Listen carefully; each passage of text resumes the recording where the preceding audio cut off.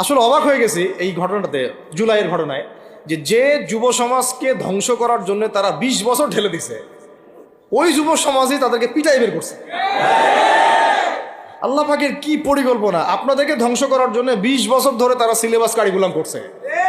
আপনাদেরকে শরৎচন্দ্র পড়াইছে, বঙ্কিমচন্দ্র পড়াইছে, হুমায়ুন আহমেদ পড়াইছে, হুমায়ুন আজাদ পড়াইছে, হ্যাঁ শেক্সপিয়ার পড়াইছে, আর কত কি পড়াইছে। কোরআন পড়তে দেয় নাই, নামাজের স্বাধীনতা দেয় নাই, পর্দার স্বাধীনতা দেয় নাই। আমাদের বোন পর্দা করে পরীক্ষা দিতে গেছে, নেকাব খুলে ফেলা হয়েছে, কি করে নাই। কিন্তু ওই ছাত্র জনতার হাতেই পিটানি খাইতেছে। আল্লাহ পাকের দেখছেন কি একটা মিরাকেল, আল্লাহ পাকের কি মানে কুদরত, কারিশমা। ঠিক কিরকম হয়েছে জানেন?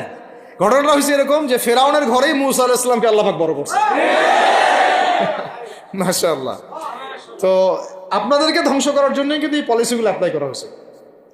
এখন যে আল্লাহ পাকের রহমতে আপনারা বিপদে যান নাই, আলহামদুলিল্লাহ।